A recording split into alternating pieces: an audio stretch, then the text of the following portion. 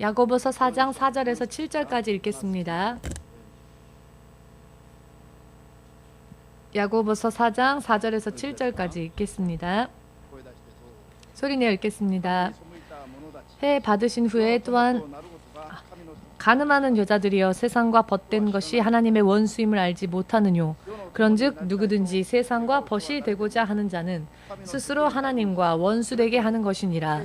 너희가 하나님이 우리 속에 거하게 하신 성령이 시기하기까지 사모한다 하신 말씀을 헛된 줄로 생각하느뇨.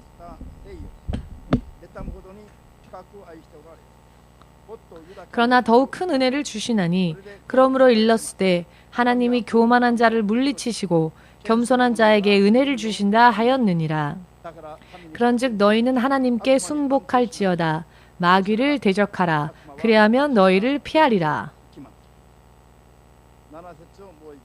7절 다시 한번 읽을까요? 그런즉 너희는 하나님께 순복할지어다. 마귀를 대적하라. 그리하면 너희를 피하리라.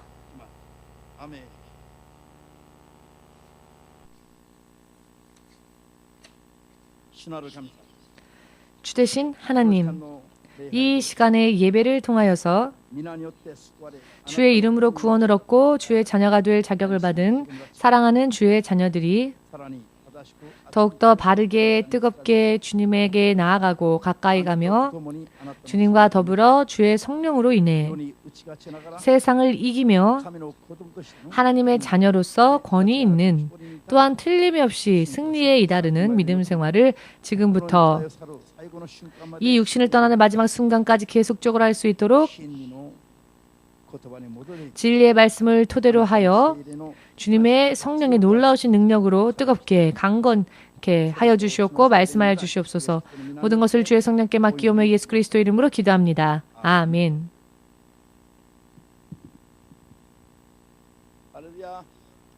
아멘.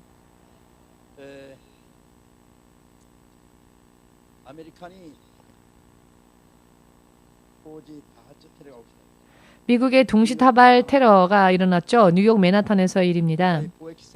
세계 무역센터 두 동이 110층짜리 건물 두 동이 30분 간격으로 완전히 붕괴되고 말았습니다. 그와 동시에 화재가 일어나 대단한 화염이 일어났었죠. 이 광경을 영국의 로이터 통신 카메라 기자가 사진을 찍었는데요. 그 사진을 찍은 것이 신문에 게재되었습니다. 화염이 일어난 건물, 불길과 연기가 치솟아 오르는 건물에 선명하게 그 화염 속에 찍혀있던 것은 마귀의 얼굴이 찍혀 있었죠. 험악한 얼굴이 그 화염 속에 찍혀 있었습니다. 사진을 보면 누구라도 알 수 있을 정도로. 그때부터 미국 정부는 테러와의 싸움, 테러와의 전쟁을 선언하고 지금까지도 테러와 싸우고 있는데요. 이것은 믿는 사람도 있을 것이고 믿지 않는 사람도 물론 있겠지만은 성경은 확실하게 이와 같은 일에 대하여서 말씀하고 계십니다. 로이터 통신의 카메라 기자가 찍은 그 사진에 비춰진 모습은 험악한 얼굴을 하고 있는 마귀의 모습이 있었는데요. 이것은 역시 마귀가 역사했기 때문이라는 것입니다. 저런 동시다발적인 테러를 일으키고 사람들끼리 분쟁을 일으키고 싸움을 일으키고 테러 등등을 일으켜서 결국은 다 함께 쓰러지도록 보이지 않는 곳에서 역사하고 있는 존재가 영적인 존재가 확실히 존재하고 있다는 것입니다. 성경은 그것을 확실하게 처음부터 마지막까지 설명을 하고 계십니다. 그러나 이 부분에 대하여서 세상 사람들이 성경을 토대로 하여서 생활하면 반드시 속지 않고 승리할 수 있는데 예수님을 믿으면서도 이런 이야기에는 너무 무관심하죠. 오히려 이런 이야기는 신비적인 이야기이기 때문에 그냥 이야기하지 않는 게 더 좋지 않을까. 알려고 하지도 않고 관계를 맺으려 하지도 않습니다. 그러나 결국 이런 무지로 인하여서 알지 못함으로 인하여서 예수를 믿는 크리스찬들 가운데에서도 실패와 분쟁과 다툼과 여러 많은 의미에서의 불행한 일들이, 트러블들이 일어나고 있다는 것입니다. 여러분들은 이런 영적인 세계와 그 존재와 그 역사에 대하여서 확실하게 바른 지식을 가지시고 눈을 뜨시고 깨셔서 속아서 실패하는 일이 절대로 있어서는 안 될 것입니다. 이것은 사람의 운명과 생명을 좌우하는 이야기이기 때문입니다. 아멘 되십니까?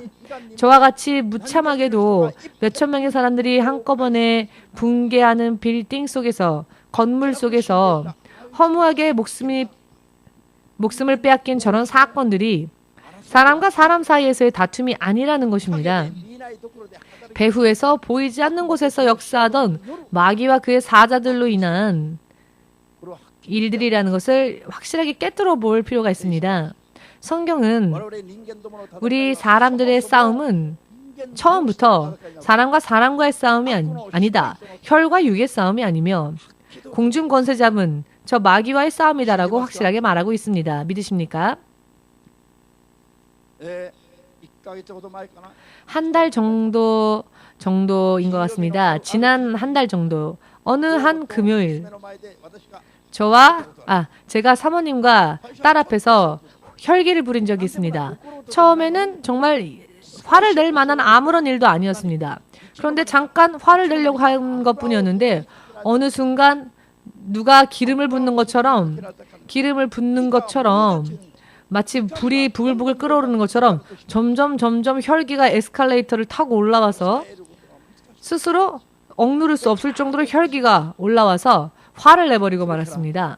그리고 나서 사모님이 집으로 돌아가고 난 후에 책상을 보며 앉아서는 회개를 했습니다. 눈을 감고 하나님, 제가 종에게 또다시 혈기를 부리고 말았네요. 가족에게 혈기를 부렸습니다 하고 회개하고 기도했더니 옆에 누군가가 서 있는데 딸도 아닌 부인도 아닌 다른 누군가가 서 있는 겁니다. 저는 앞을 보고 기도하고 있는데 영적인 것이기 때문에 옆에 있는 존재를 느끼기 시작했습니다. 옆에 있는 존재가 팔짱을 끼고 저를 지그시 바라보고 있었습니다. 순간 깨달았습니다. 내가 또 마귀에게 속아서 혈기를 부렸구나. 내가 마귀에게 속아서 혈기를 부림으로 죄를 범하였구나. 실패했다. 알면서도 또 속았네. 그리하여서 회개하고 예수님 용서해 주십시오. 알고 있으면서도 제가 이것에 대하여서 가르치고 있으면서도 제가 또 속았습니다. 그렇게 회개하고 난 후에 이 마귀야, 예수의 이름으로 저주받고 떠나갈지어다. 한번 외쳤더니 순간 그 존재가 사라짐을 느꼈습니다. 그리고는 자유함과 동시에 마음에 평안이 찾아오면서 평정심이 들어왔습니다. 그래서 금세 딸에게 메일을 보내고 사모님한테는 전화를 해서 내가 화를 내서 미안하다라고 사과를 했습니다. 그때 기분을 잠시 설명하자면 처음엔 정말 아무것도 아닌 일이었습니다. 정말 사사로운 일이었는데 사사로운 일에 대해서 화를 내다 보니까 점점 저 자신도 통제할 수 없을 정도로 혈기가 나오는 겁니다. 이런 기분 여러분 느껴본 적 있으십니까? 정말 아무것도 아닌 일이었는데 누군가에 대하여서 미움이 갑자기 점점 끌어오르면서 마침내는 정말 저 사람 화가 폭발하고 마는 겁니다. 결국은 손을 들고 사실 그렇게까지 할 필요가 없는데 나도 모르는 새에 불가사의하게 점점 기분과 감정이 충동되어져서 마침내는 해서는 안 될 일까지 가서는 안 될 곳까지 가게 돼버렸다라고 하는 것을 경험한 일들이 여러분 있으실 겁니다. 이와 같은 역사를 걸어오는 존재가 있다는 것이죠. 내가 아니라는 것을 먼저 확실하게 깨달으시길 주 예수의 이름으로 축복합니다. 이것이 바로 마귀의 정체이며 역사라는 것을 확실하게 깨달으셔서 이와 같은 때에는 영분별하셔서 결코 속지 마시고 속아서 실패하지 마시고 꿰뚫어보고 하나님의 사람으로서 예수의 이름으로 그런 역사를 걸어오는 그 악한 영들을 저주하고 쫓아내면서 하나님의 자녀로서 생명 있는 길을 바르게 걸어가야 할 필요가 있습니다. 그렇게 하고자 원하셨다면 아멘으로 박수를 마음껏 주님 앞에 돌리시기 바랍니다.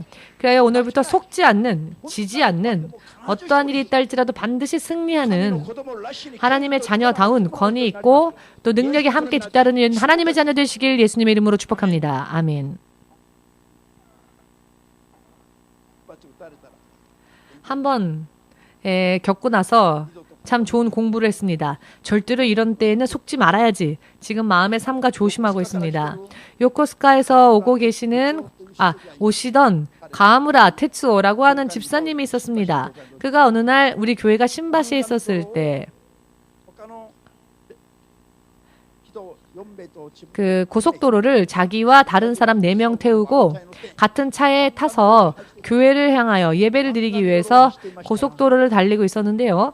고속도로를 달리던 중 사이드 밀러에 순간 검은 구름이 검은 물체가 백밀러에 걸쳐졌다라고 생각한 순간 자동차가 충돌 사고를 일으켰습니다.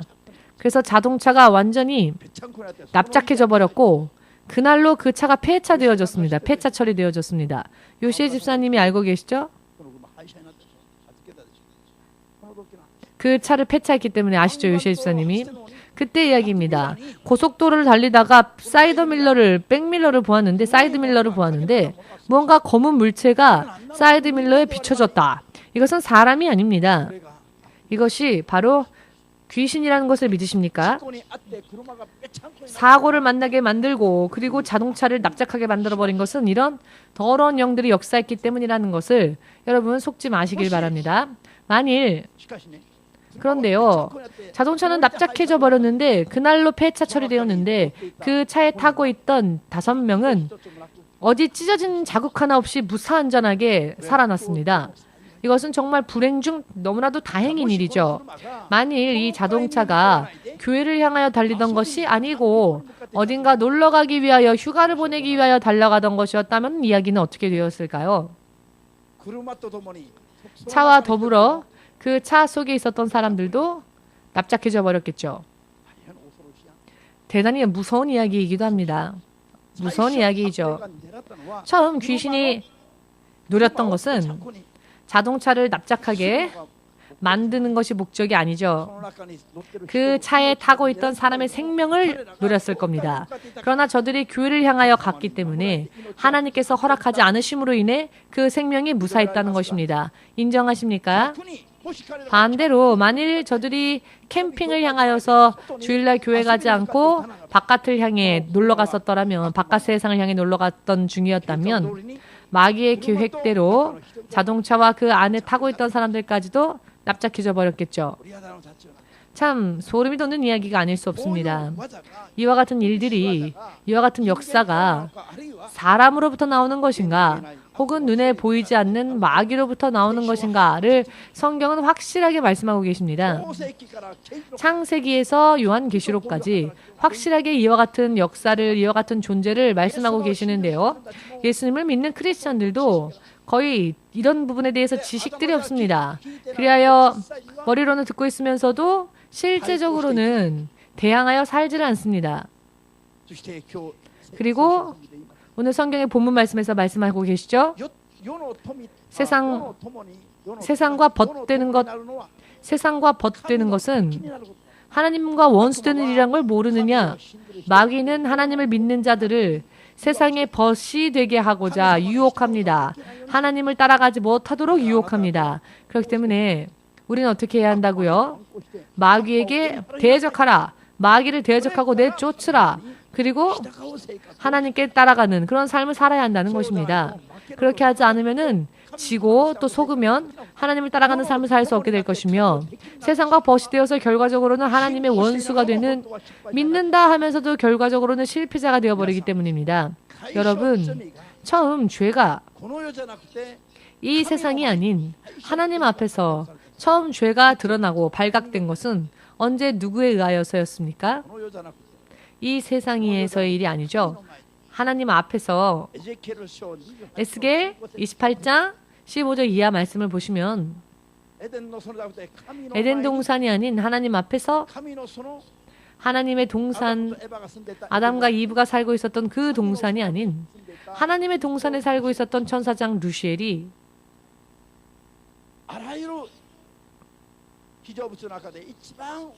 여러 많은 피조물들 가운데에서 가장 아름다운 피조물로, 가장 영화와 부귀에 충만한 모습으로 무엇을 하더라도 번영하고 무엇을 하더라도 좋아지고 무엇을 하더라도 그 일이 흥하고 하나님을 빼고는 가장 큰 영광에 둘러싸였던 존재가 있었다는 것입니다.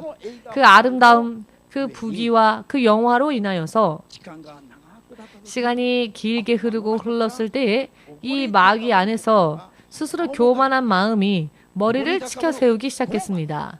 머리를 치켜 세우는 교만, 이것이 하나님이라 하시는 분 앞에 바로 그 하나님 앞에 범하여진 첫 죄입니다. 아담과 이브가 범죄한 것은 그 마귀에게 속아서 범죄했지만 사실 이 마귀가 범한 죄가 일어나고 난 후에 아주 그 후에 그 뒤에 일어난 일이고요. 사람보다도 먼저 범죄한 마귀는 그 아름다움 때문에 그 부귀와 영화로 인하여서 스스로의 입장과 스스로의 생활과 모든 것이 번영하고 풍성하고 하나님으로부터 받은 축복 때문에 오히려 그는 교만해지기 시작했습니다.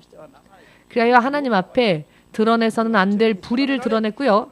그것이 하나님 앞에 죄가 되어서 하나님은 그를 음부에 던져버리셨습니다. 사람들이 가장 경계해야 할 부분들이 무엇입니까? 마귀의 속성인 교만함입니다. 가난한 사람, 부족한 사람, 내가 섰다고 생각하지 않는 사람은 교만해지지 않죠. 마귀처럼 죄의 속성을 가지고 있으면 나는 아름답다. 나는 머리가 좋다. 나는 능력이 있다. 스스로에게 자부심이 있는 자. 나는 스스로 무언가를 할 수 있다. 라고 생각하는 사람. 이와 같은 사람이 교만해져서 하나님 앞에서 가장 두려운 죄인 교만의 죄를 범하기 쉽다. 이것은 사람으로부터 나오는 것이 아니라 처음 마귀로부터 이 죄가 발생했다는 것. 절대로 잊어버리셔서는 안 된다는 것을 믿으시기를 예수님의 이름으로 축복합니다. 사람을 가장 나쁘게 만드는 죄는 하나님에게 복종하지 못하도록 교만하게 만드는 죄. 그것이 가장 무서운 죄입니다. 이 죄는 어디서부터 왔다고요? 마귀로부터 왔습니다. 마귀. 할렐루야. 마귀는 속성적으로 아직 그 어느 세상에도 죄라는 것이 존재하지 않았을 때에 마귀 안에서 본성적으로 교만한 죄가 머리를 치켜 세우고 처음으로 죄라고 하는 모양을 만들어냈습니다. 그렇기 때문에 마귀를 거짓의 아비, 진리에서 벗어난 거짓의 아비, 즉 아비라고 하는 것은 근본을 말하죠.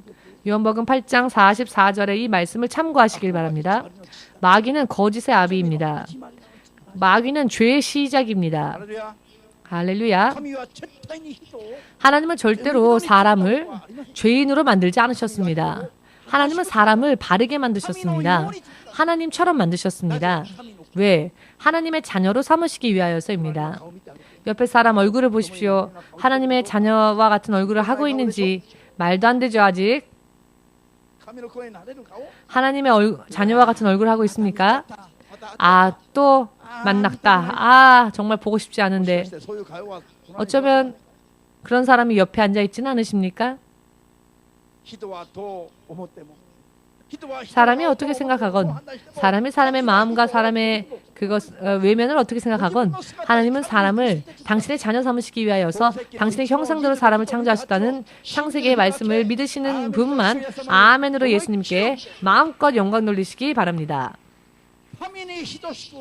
하나님과 교제할 수 있도록 하나님의 형상을 본떠 창조되어진 인간은 처음부터 바르게 만들어졌습니다. 그런데 왜 사람들의 인생이 믿음이 항상 죄투성이가 되어 있는 것일까요? 마귀에게 속아버렸기 때문입니다. 마귀는 본성으로부터 죄를 범했으나 인간은 본성으로부터 죄를 범하지 않았습니다. 다만 속고 있는 분만큼 범죄합니다. 그렇기 때문에 속으면 속을수록 범죄하고요. 속고 범죄하면 범죄할수록 자기 자신이 마귀에 의하여 희생자가 되는 것입니다. 마귀는 속성으로부터 본성으로부터 죄를 범하기 때문에 전부 자기 책임이지만 우리는 마귀에 의하여서 범하는 그런 죄이기 때문에 얼마나 분합니까? 죄 짓는 삶이라고 하는 것은 정말 속은 결과이기 때문에 우리는 부끄러워해야 합니다. 그런데 맛있다 맛있다 하면서 죄를 즐겁다 즐겁다 하면서 죄를 범하고 있는 것은 마귀한테 그래 내 인생 가져가라. 그렇게 마귀에게 자기 생명을 고스란히 주는 것과 마찬가지인 것이죠.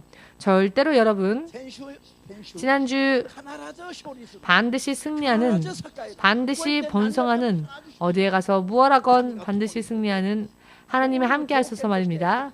그러한 환경으로서 마음을 강하게 하라. 어떤 일이 벌어진다 할지라도 담대하게 있어라. 주님이 확실히 명령하셨습니다. 애굽에서 인도에 내셨지만 가나안 땅에 들어가지 못한 채 쓰러진 자들이 있었죠. 그 모세와 그 9세대가 다 죽고 난 뒤 이 신세대들을 향하여 하나님은 뭐라고 말씀하시냐면 마음을 강건케 하라. 그리하면 반드시 구원에 이르리라. 내가 너를 인도하리라. 그런데 그럼에도 불구하고 승리하고 목숨을 얻고 무엇을 하건 번성하는 축복을 하나님께서 이렇게 비결을 알려주신 거죠. 그게 무엇이라고요? 모두 함께 어떠한 일이 있다 할지라도 두려워하지 말고 마음을 강하게 하여 하나님의 말씀을 똑바로 지켜나가야 한다. 그리하면 어디에 가도 반드시 번성하리라. 성공하리라. 누가 이런 말을 했습니까? 바로 내가 너에게 한 말이 아니더냐. 여기에서 내가라고 하는 부분은 하나님께서 당신을 가리키는 말씀이시죠. 하나님께서 성경의 말씀을 통하여 여호수아에게 내가 너에게 이른 말이 아니냐라고 말씀하십니다. 그런데 왜 의심합니까? 왜 그 의심은 도대체 어디로부터 왔습니까? 왜 두려워합니까? 왜 주저합니까? 왜 마음이 흔들리며 요동합니까? 그것은 어디로부터 왔습니까? 오늘 확실하게 그 대답을 내겠습니다. 그것은 마귀로부터 온 것입니다. 아멘. 하나님의 자녀들은 하나님께서 약속하신 것은 지금까지의 축복이 아닌 앞으로도 영원토록 계속되어지는 생명을 축복하십니다. 그런데 왜 예수님을 믿으면서도 납득을 하지 못하느냐? 믿음 생활이. 왜 바로 가지 못하느냐? 왜 마음이 좋지를 않으냐? 교회에 오는데 왜 이러고 옵니까? 모두 이런 얼굴로 교회를 하고 옵니다. 가기 싫은데, 교회 가기 싫은데 하면서 교회 올 때에 직장에 나갈 때 보면 모두 다 얼마나 머리를 예쁘게 하고 얼굴도 이쁘게 하고 합니까? 옷도 단정하게 하고. 교회 올 때는 슬리퍼 끌면서 옵니다. 하나님께 대한 소망이 없어서 그렇습니다. 무언가 하나님으로부터 선한 것을 얻을 수 있으리라는 확신이 없어서 그렇습니다. 생명을, 승리를, 나는 할 수 없는 일을 하나님께서 해 주신다라고 하는 믿음이 없기 때문에 교회에 올 때는 건성건성 오는 겁니다. 목사님이 몇 번이나 전화해도 안 오죠. 변명만 말합니다. 계속 도망다닙니다. 지금 이 자리에 계신 여러분들에게 드리는 말씀이 아니라 오지 않는 분들에게 하는 말입니다. 여러분은 스스로 자원하여 오시지 않으셨습니까? 하나님으로부터 받을 만한 것이 많다는 걸 알고 있기 때문에 오셨지요. 반드시 승리할 수 있으리라 믿고 오셨죠. 예, 말은 잘하죠. 말은 잘합니다. 하나님은 지금의 고백의 후에, 이 고백 후에 우리 미래까지도 다 보고 계십니다. 우리가 지금 이 입술의 말과 그리고 나는 눈앞의 것밖에 보지 못하지만 하나님은 우리의 미래까지 보고 계십니다. 절대로 속지 않으십니다. 하나님은. 목사는 속아도 하나님은 속지 않습니다. 할렐루야. 반드시 승리에 이르는 길을 주님께서 선언해 주셨는데 왜 신자들이 마음을, 기분을, 감정을 빼앗겨서 기분과 감정을 빼앗겨서 마귀에게 지배당합니까?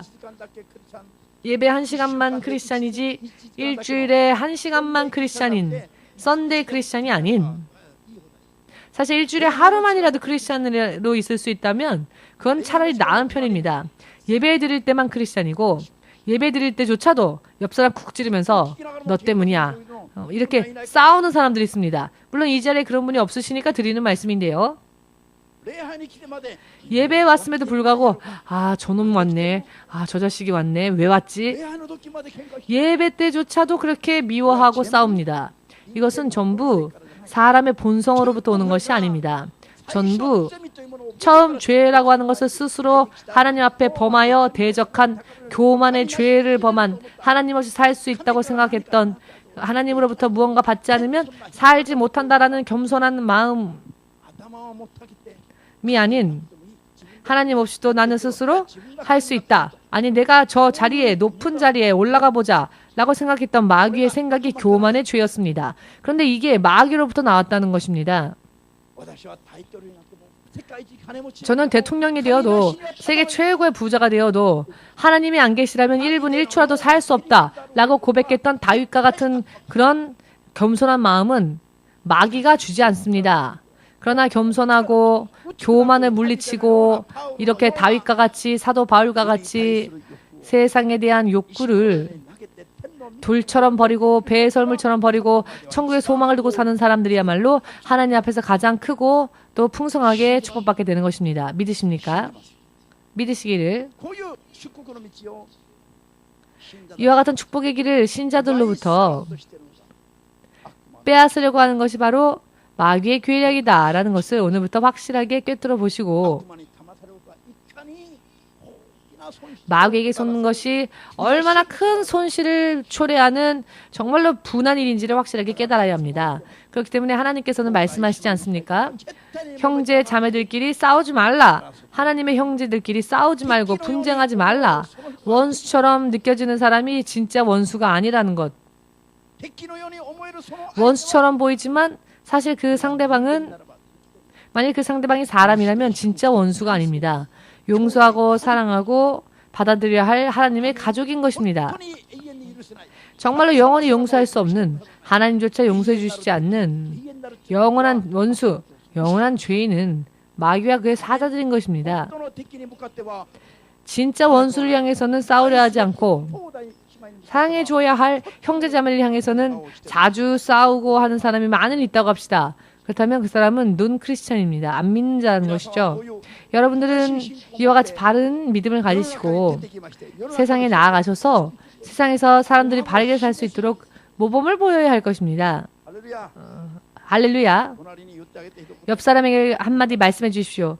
당신이 어떠한 일을 하건 나는 당신을 절대로 미워하지 않습니다. 절대로 화내지 않습니다. 절대로 사랑하겠습니다.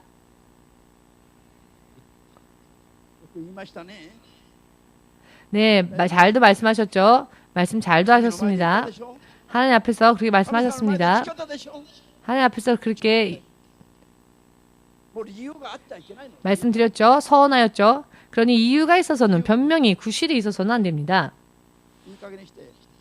적당하게 하십시오. 이유가 있어서는 안 됩니다. 어떠한 이유이건 사람은 용서해주고 축복해주어야 할 상대입니다. 아멘.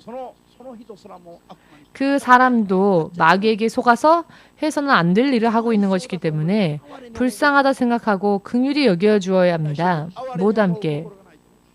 긍휼히 여기는 마음이 없으면 하나님의 자녀로서 산다는 것은 무리한 이야기이다. 하고 있는 일이 좋은 일을 하고 있기 때문에 의로운 일을 하고 있기 때문이 아닙니다. 죄인임에도 불구하고 하나님께서 우리를 불쌍히 여겨주신 것이 하나님의 사랑이고 또 하나님의 자녀들도 그와 같은 마음을 가져야 한다는 것이죠. 마귀에게는 이런 마음이 없습니다. 마귀는 긍휼이라는 것을 흉내낼 수도 없습니다. 마귀는 절대적으로 이익이 없으면 사랑하지 않습니다. 설령 사랑했다라고 하여도 사랑한 것처럼 보여도 결과적으로는 상대방을 멸망으로 초래하고 마귀에게는 사랑의 산물이 존재하지 않습니다. 사랑의 그 에너지가 존재하지 않습니다.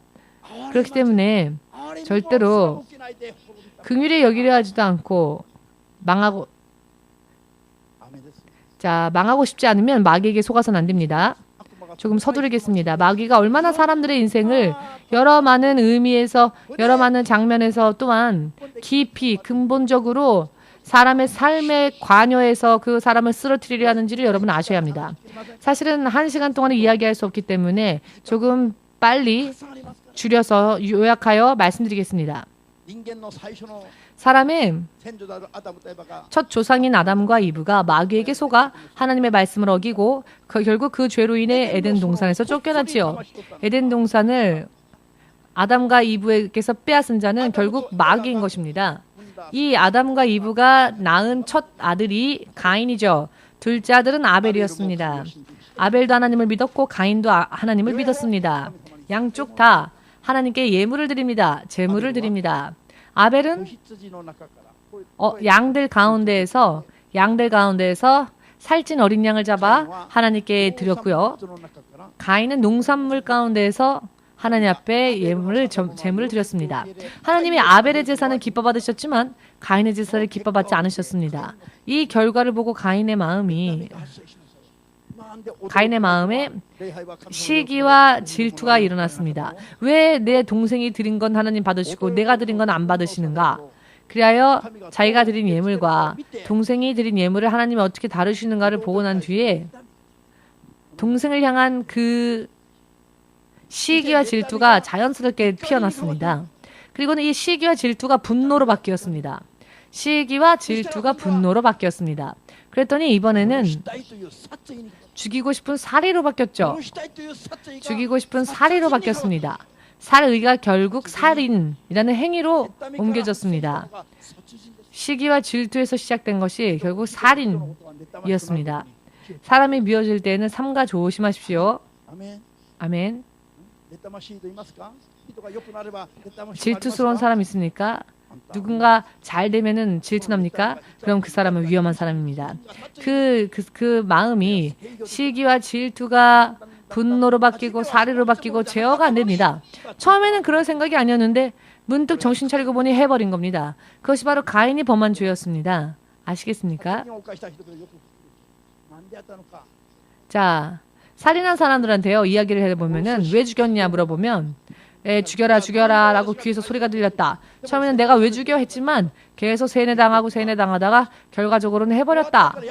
끝나버리고 나서는 후회하지만 이미 엎질러진 물인 것이죠. 후회해도 다시는 어떻게 돌이킬 수가 없는 거죠. 이런 간증 많이 들으셨죠? 확인까지 할 수 있습니다. 그러나 사람의 본성에는 살인이라는 것이 없습니다. 그런데 왜 어찌 사람의 세상에 이런 일이 벌어졌을까요? 그래서 왜 인류 최초의 살인자 가인이 이렇게 되어버렸을까요?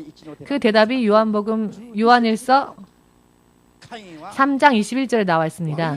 가인은 악한 것 마귀에게 속하여서 동생을 죽였다 라고 써 있습니다.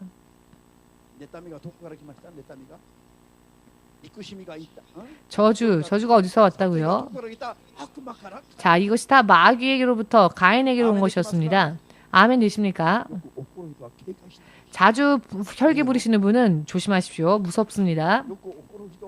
자주 혈기 내시는 분, 혈기를 자주 내시는 분은 경계해야 합니다. 그 후에 무슨 일이 벌어질지 알 수 없기 때문에. 그리고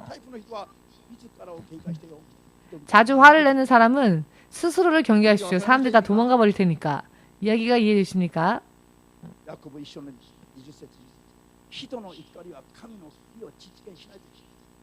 야고보서 2장 1절에 사람이 혈기를 내면 분내면 하나님의 의를 이룰 수 없느니라. 하나님께서 당신의 뜻을 이루실 수 없다라는 말씀이 있습니다. 자주 화를 내는 자, 자주 혈기를 부리는 자는 하나님으로부터 축복받고 싶다라고 생각도 하지 말랍니다. 하나님은 혈기를 부리는 자와는 절대로 역사하지 않으신다는 겁니다. 믿으시는 분만 아멘으로 박수를 예수님에게 마음껏 돌리시고 하나님과 더불어 살고 하나님으로부터 생명과 축복을 얻고자 원하신다면 오늘부터 분노를, 혈기를 내 안에서 제하는 작업을 시작하십시오. 혈기를, 미움을, 그리고 질투를 내 안에서 제하는 작업을 시작하십시오. 결국 나를 위한 일입니다. 결국 내가 멸망하지 않기 위해서 하는 것입니다. 누군가를 위해 살 수 있는 분은 예수님 이외에는 없습니다. 내가 누군가를 위해서 하겠다라고 말도 하지 마십시오. 잘난 듯이. 사람을 위하여 누군가를 위하여 살 수 있는 분은 예수님밖에 없습니다. 우리는 결국 스스로를 위해 사는 것도 너무 힘들죠. 자기 안에 있는 분노와 미움과 죄와 저주를 제하는 것만으로도 정말 벅차죠. 어느 쪽이건 다 똑같습니다. 다 똑같습니다. 자, 예쁘게 화장하고 여기 이 자리에 앉아있는 사람도 다 똑같습니다. 하나님 앞에서는 숨길 수가 없습니다. 왜? 신 목사님은 절대 화 안 낼 것 같죠? 네. 그러나 사모님한테는 많이 화를 냈습니다. 이 얼굴로. 하나님 앞에서는 숨길 수가 없으니 여러분들 앞에도 숨길 수 없죠. 솔직하게 말씀드리겠습니다만 저도 죄투성이입니다. 솔직하게 말씀드리겠지만 저는 예수님의 흉내조차 낼 수 없습니다. 벅차게 노력하고 있을 뿐이지 조금이라도 가까이 가기 위해서 노력하고 있을 뿐입니다. 아, 저 사람은 어떤 사람은요. 목사님은 화장실도 안 가는 줄 알았어요 하는데요. 어떻게 그런 말씀을 하십니까? 하나님은 다 아십니다.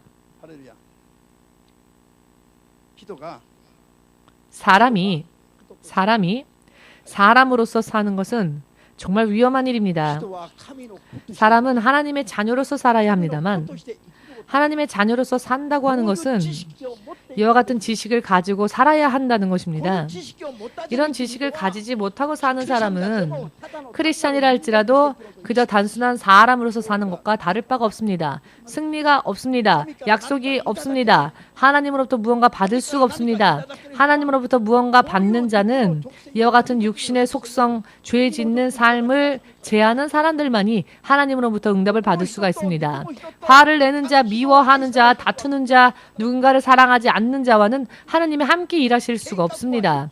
계획은 많죠. 하나님은 한 사람 한 사람을 축복하시기 위한 많은 계획을 가지고 계십니다. 그러나 그 어느 계획 하나도 다 하나님께서 실행하지 못하시는 이유는 우리가 화를 내기 때문에, 의를 이루지 못하기 때문에, 시기하고 질투하고 요동하고 정함이 없고 이렇기 때문입니다. 그런데 이 모든 것들은 다 어디서 온다고요? 마귀로부터 옵니다. 왜 매에게 아브라게를 빼앗기는 그런 삶을 삽니까? 일본에 그런 속담이 있습니다. 유부 튀김 같은 거 있죠? 아브라게를 유부라고 말합니다. 자, 사람이 아브라게를 왜 만드느냐? 먹으려고 만들죠. 그런데 만들어 놨더니 매가 채 같다. 한국말로는 죽 서서 개주냐라는 속담이 있겠지요. 그런 의미, 같은 일맥상통하는 속담입니다. 죽을 만들었다면 자기가 먹어야 될 터인데 왜 개에게 뺏깁니까? 최근에는 강아지를 우리 아들, 우리 딸 하는 사람들이 있지만 사실 그건 잘못된 겁니다. 사람을 위하여 만든 죽은 사람이 먹어야죠. 왜 하나님은 사람에게 축복하시려고 하는데 왜 그 축복을 다 마귀에게 빼앗겨 버립니까? 그런 의미로 말씀드리는 겁니다. 믿어지십니까? 바르게 믿으면 승리가 기다리고 있습니다. 바르게 믿지 않으면 모든 것이 날아갑니다. 모든 것이 날아갑니다. 첫 죄, 그 죄의 발생 원인, 그 발생의 근본되는 마귀는 피조물 가운데서는 가장 큰 축복을 누렸던 자였습니다. 그러나 교만한 결과 가장 저주받은 자가 되었습니다. 그것도 영원토록 말입니다. 마귀는 지옥 1번지에 가 있습니다. 가장 아름답고 가장 지혜롭고 가장 그 하는 모든 일이 형통하였던 천사장이 이제는 절대로 가서는 안 될 곳으로 가버리고 만 것입니다. 그렇기 때문에 스스로 교만하여 무언가 자기의 지식과 지혜로서 무언가 할 수 있다고 생각하는 것은 사실 굉장히 무서운 이야기입니다. 우리는 겸손하고 하나님으로 인해 사는 믿음 생활, 그것을 바르게 할 수 있다면 가장 안전한 사람이고요. 하나님 나라에서는 가장 높은 곳에 설 수 있다는 것을 확실하게 믿으시기를, 삶을 내 앞에 것만 보는 것이 아니라 천국의 소망을 두고 우리의 삶의 방식을 영원토록 바르게, 그 우리의 삶의 방식이 바르게 될 수 있도록 바른 지식을 가지고 노력을 해주시기 바랍니다.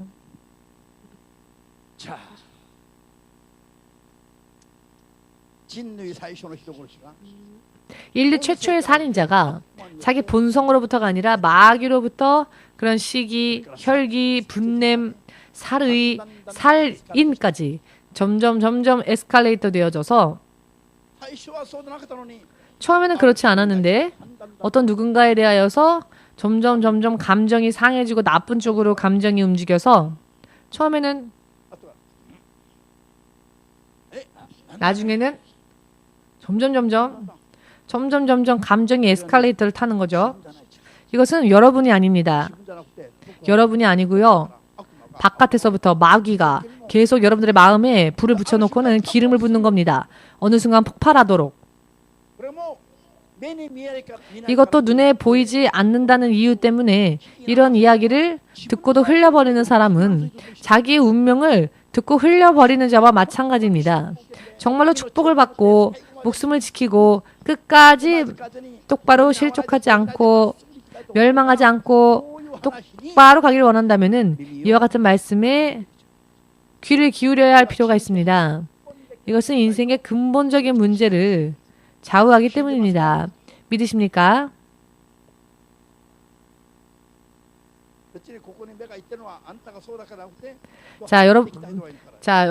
여러분들 쪽을 보고 있는 거는 여러분이 그렇다고 해서 그러는 게 아니라 처음 오신 분이 있길래 그냥 보고 있는 것이지 목사님이 나를 보고 계시네. 내가 그렇다고 말씀하시는 건가? 그게 아니에요. 오늘 처음 오신 분이 이렇게 앞에 앉아 계시기 때문에 제가 자꾸 이쪽을 보는 건데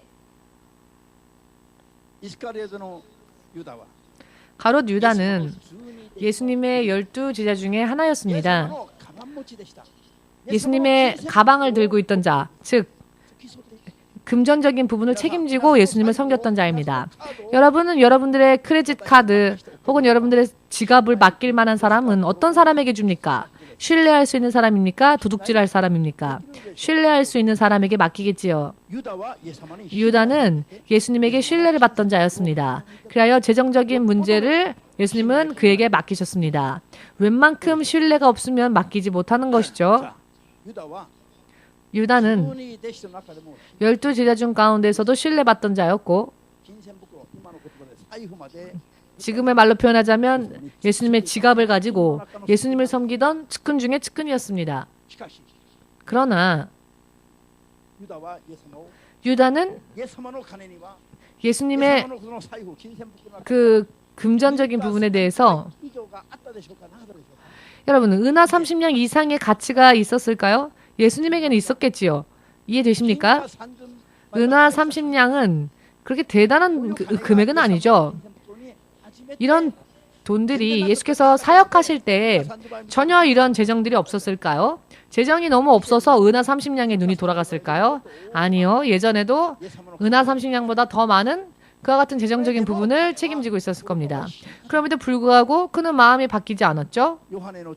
더 큰 돈을 다뤘다 할지라도 요한복음 14장을 요한복음을 읽어보시면 사단이 예수를 배신할 마음을 그에게 넣었다라고 써 있습니다. 은하 30냥 대단한 액수가 아닌데 은하 30냥이라는 유혹에 가룟 유다가 마음을 빼앗겨 지고 말았습니다. 이해되십니까? 그것보다도 더 큰 액수를 책임지고 있었을 겁니다. 그래도 아무렇지 않았죠. 그러나 사탄에게 마음을 빼앗긴 순간 은하 30냥을 보았더니 예수님 배신하고 은하 30냥만 있으면 승리할 수 있겠다라고 생각한 것이죠. 사단에게 마음을 빼앗기면 이렇게 사람이 확 바뀝니다.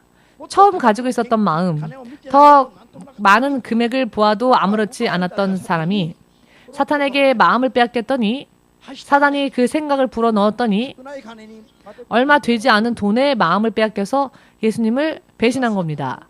이것이 바로 사탄의 미혹입니다.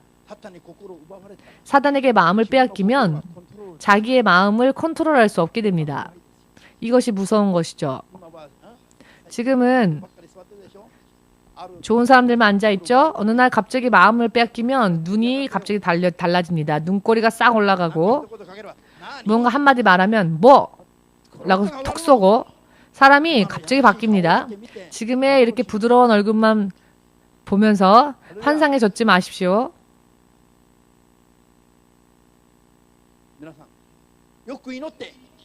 잘 기도하시고 마귀를 쫓아내시고 성령의 충만함을 받고 사는 사람은 안심할 수 있는 사람입니다.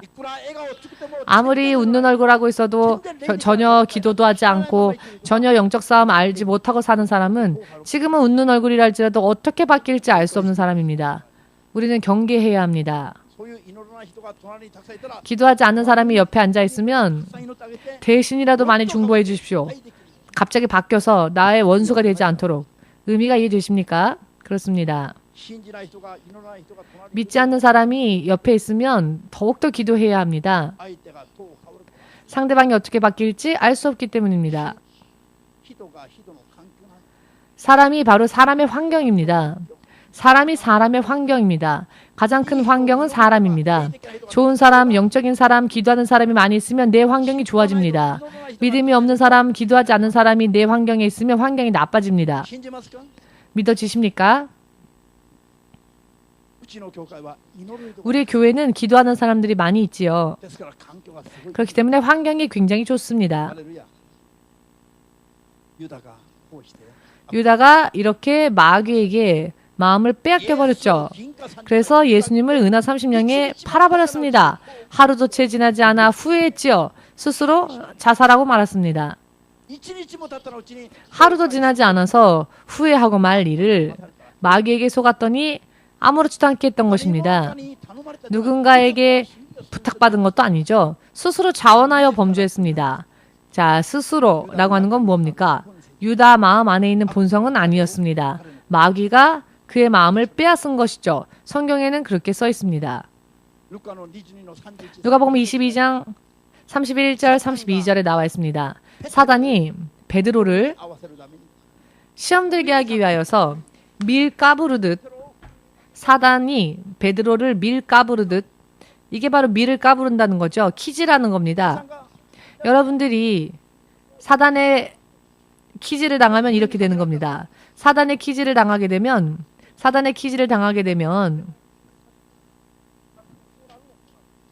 이렇게 되는 겁니다. 사단의 손 안에서 정신이 이상해지는 거죠.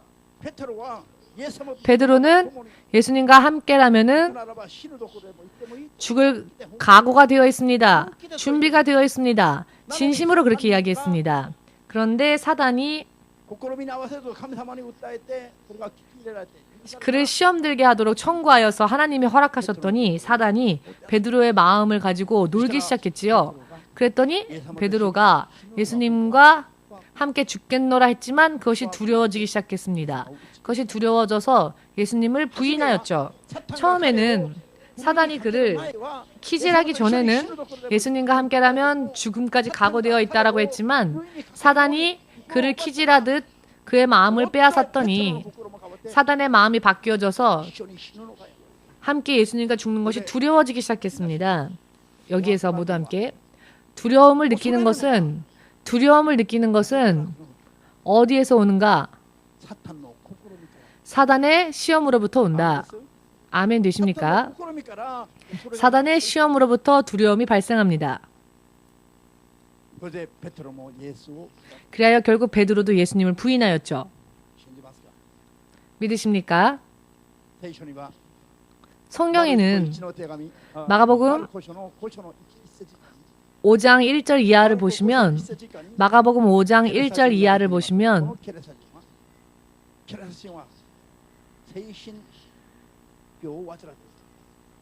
정신병을 앓고 있던 한 사람이 있습니다. 이 사람이 그 사람들이 도저히 그를 통제할 수가 없어서 손과 발에 수갑을 쇠고랑을 채워도 이걸 풀고는 여기저기 난리를 치던 사람이었죠. 그는 사람들이 사는 곳에 살 수가 없어서 사람들이 사는 곳에서 훨씬 멀리 떨어져 있는 무덤가에서 살고 있었습니다. 정신이 이상해져 버려서 이 사람이 예수님을 만났을 때에 귀신들이 쫓겨나갔더니 이 사람이 제정신을 되찾았지요.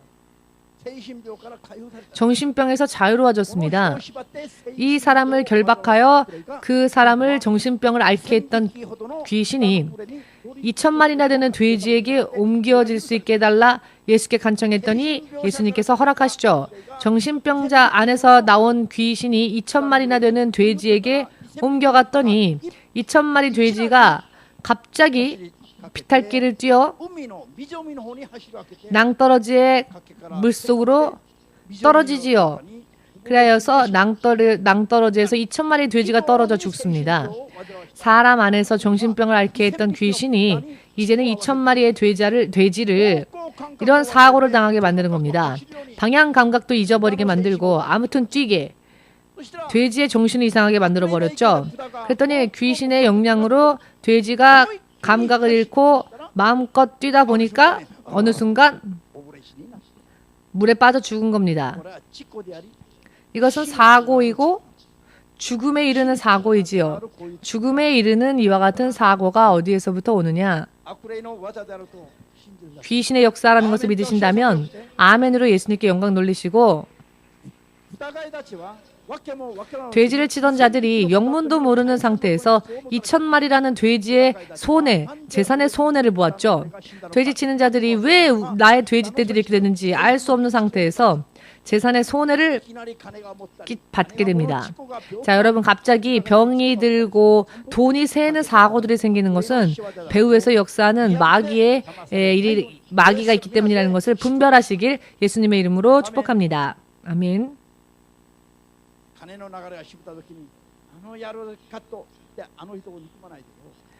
돈 문제가 생겼을 때 저 사람 이렇게 욕하지 마십시오. 귀신이 역사해서 그렇습니다. 믿으십니까? 성경을 바르게 믿으면 인생의 비밀이 전부 풀립니다.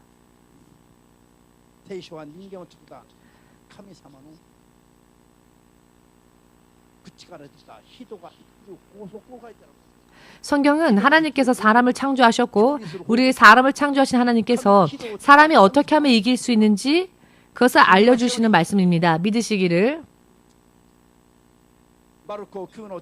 마가복음 9장 7절 이하 말씀에 간질에 걸려 말을 하지 못하고 귀가 들리지 않는 소년이 있었죠. 예수님 앞에 이 아이를 데려옵니다. 제자들에게 이 아이를 낳게 해달라 부탁했지만 제자들은 그들을 고칠 수 없었기에 이 아이를 예수님 앞으로 데려가죠. 그리하였더니 예수께서 이렇게 말씀하십니다. 말 못하게 만들고 귀 듣지 못하게 하는 영아, 귀먹은 영아, 이것도 병입니다. 또 간질이라는 병을 걸리게 만들어서 그 몸을 굳게 만들어버린 그 병, 그것이 바로 병마, 귀신으로부터 왔다는 것입니다. 예수님은 이 병이 나을지어다라고 하지 않으셨습니다. 병에 걸린 아이를 향해서 예수님은 병을 꾸짖지 않으시고 말 못하게 만드는 영, 귀먹은 영, 귀신아, 간질이라는 병을 갖고 온 귀신아, 귀신을 쫓습니다. 예수께서. 아멘. 예수님은 병의 원인을 알고 계셨습니다. 병의 원인은 병에 있는 것이 아닙니다. 의미를 이해하시겠습니까? 지금 굉장히 중요한 이야기라고 했습니다. 병의 원인은 병이 아니다.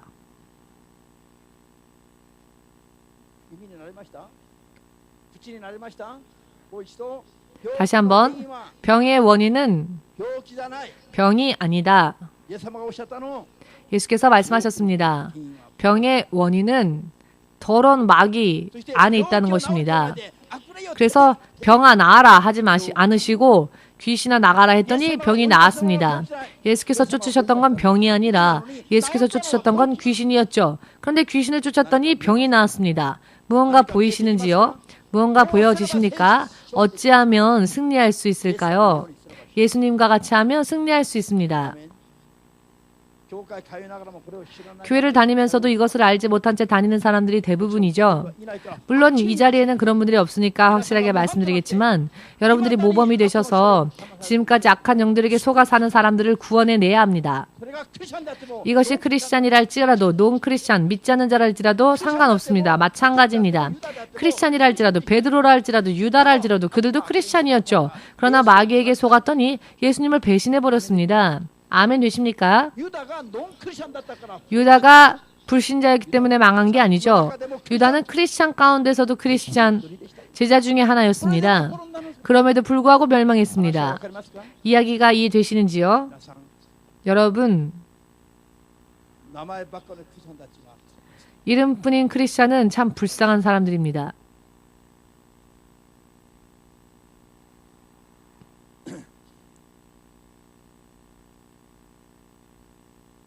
바오로가 데살로니케의 교회에何度も 바울이 데살로니가 교회에 몇 번이나 가려고 했습니다. 데살로니가 교회에 사도 바울이 2번이나 가려고 하였지만 2번이나 사단이 방해하여 가지 못했습니다. 데살로니가의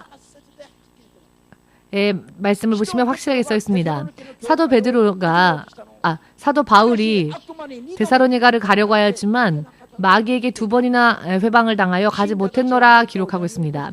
신자들이 무언가를 하려 할 때 결심해도 보이지 않는 곳에서 회방하는 자가 있습니다. 그래서 할 수 없는 때가 있는데요. 이것을 여러분 꿰뚫어 볼 필요가 있습니다. 교회에 오려고 하면 반드시 누군가 유혹을 하고 갑자기 전화가 걸려오고 무언가 돈의 유혹이 있고 친구로부터의 유혹이 있고 혹은 정신적인 기분, 감정적인 그런 어떤 폭발이 일어나서 오늘 교회 안 가. 화를 낼 때 보면요. 화를 내는 사람 보면 얼마나 제일 잘난 것 같습니다. 안 가. 아야, 필요 없어. 화를 내는 그 사람을 보면 그 사람이 제일 옳고 나머지 사람들은 다 죄인 같죠? 그런데 이런 것들이 어디에서 오느냐? 어디에서 오느냐? 하나님의 사람이 하나님의 사람으로서 행위를 보여야 할 때에 왜 누군가가 이것을 방해하느냐? 사탄으로부터 방해가 온다는 것을 사도 바울을 통하여서 하나님은 확실히 말씀을 통해 우리에게 주고 계십니다. 알려주고 계십니다. 믿으십니까? 믿으십니까? 디모데전서 4장 1절에 끝날에 사람들이 디모데를 향하여 어떻게 말씀하시느냐? 마지막 날에 사람들이 귀신의 가르침을 쫓아 믿음에서 탈락한다. 이해가 되십니까? 귀신의 가르침을 쫓아 귀신의 가르침에 속아서 신앙에서 떨어진다. 하나님으로부터 떠나간다는 이야기입니다. 귀신의 가르침에 속아서 지금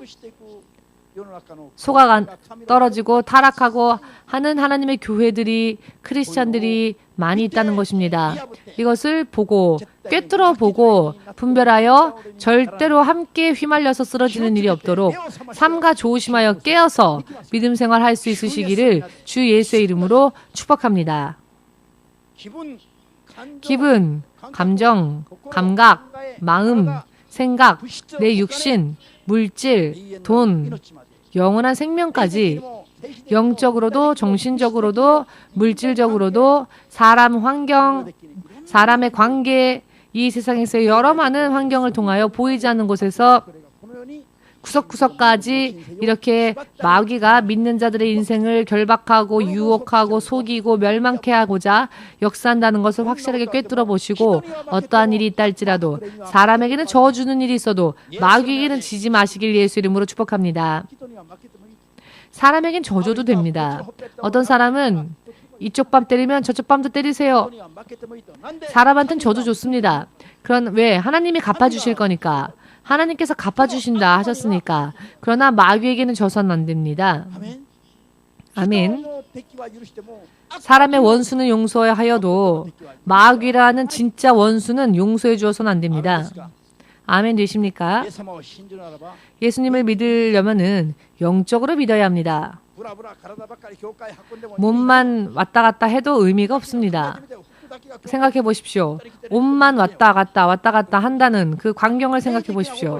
영적인 것을 알지 못하는 크리스찬들은 옷만 왔다 갔다 하는 것과 똑같습니다. 옷만 왔다 갔다 하는 겁니다. 이게 누구 옷입니까? 의미를 이해하시겠습니까? 영적으로 믿음 생활하지 않는 사람은 옷만 왔다 갔다 하는 겁니다. 이건 와타나베 옷인가? 와타나베는 어디에 있나? 이렇게 되는 겁니다.